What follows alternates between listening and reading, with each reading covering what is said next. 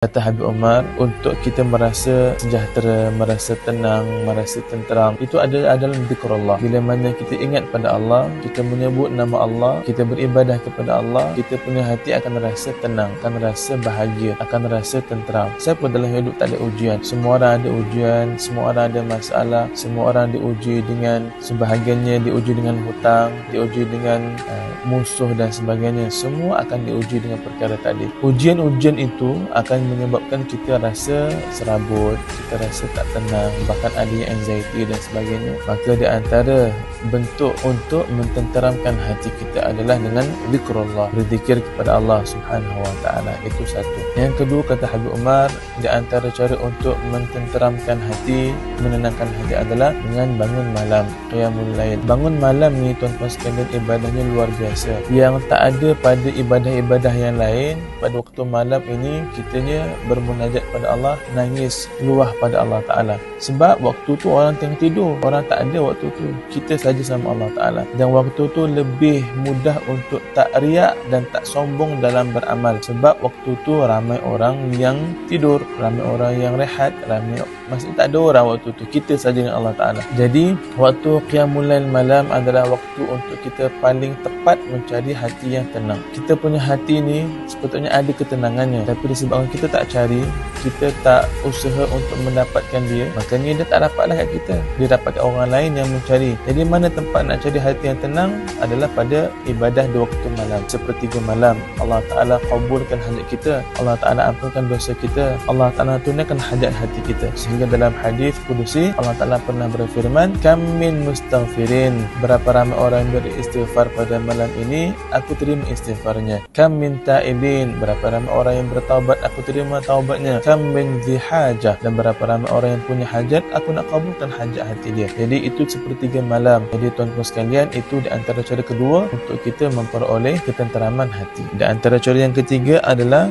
mencintai para awliya, para salihin kerana Allah Subhanahu wa taala. Orang-orang salih ni tuan-tuan, dia orang ni ada tempat di sisi Allah Taala. Mereka ni ada maqam, kedudukan di sisi Allah Taala yang sangat-sangat tinggi. Mereka ni wali-wali Allah, orang-orang yang zuhud dalam dunia, orang yang fokusnya hanya kepada akhirat. Kita orang yang tak berapa salih, orang-orang yang jahat, orang-orang yang buruk, orang-orang yang banyak buat dosa macam kita ni, perlu mencintai mereka, mendampingi mereka. Kalaulah tak mampu jadi seumpama mereka, kita mesti berusaha untuk mencintai mereka. Moga-moga dengan model cinta kita terhadap orang-orang saleh akan menyebabkan kita berhimpun dengan mereka nanti di akhirat. Kan Nabi SAW pernah bersabda, al-mar'u ma'a man ahab, seseorang itu akan bersama dengan orang yang dia cinta. Kalau kita cinta orang-orang saleh, kita akan berhimpun dengan mereka walaupun kita punya amal tak macam amal mereka. Kalau kita mencintai orang-orang fasik, wal'iyadzubillah, kita akan terhimpun dengan mereka. Cinta dengan artis, kita akan berhimpun dengan mereka. Bila mana cinta,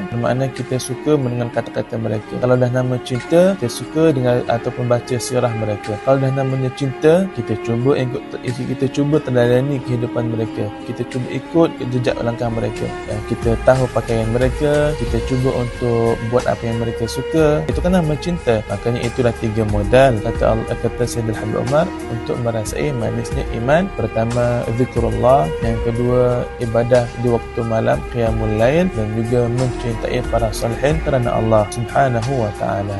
Nasihat yang ke-359. Bila lagi ingin merasakan kemanisan iman, ketenteraman itu ada di dalam mengerti Allah Subhanahu wa taala. Orang yang sering bangun malam berkata, jika para raja mengetahui apa yang kami rasakan di malam hari, mereka akan memerangi kami dengan pedang untuk mendapatkannya. Bagaimana mungkin kamu menjadi seorang penuntut ilmu dan pencinta kebaikan yang sudah berpuasa di bulan Ramadan, salat malam dan menghadiri majlis-majlis kebaikan, tetapi tidak merasakan kemanisan ketika mendekatkan diri kepada Allah Ta'ala di malam 10 Zulhijjah?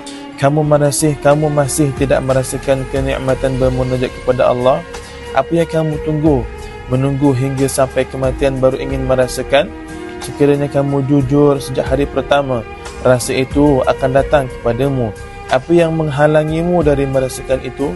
Perhatikan dirimu, singkirkan semua penghalangnya.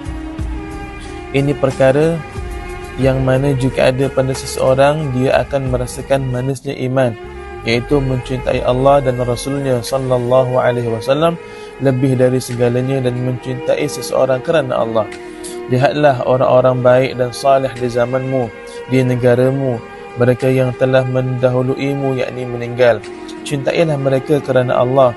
Orang-orang pilihan, orang-orang bertakwa, para wali Allah, ulama salih, orang-orang yang zuhud, para ahli ibadah. Bagaimana mungkin kita tidak mencintai mereka?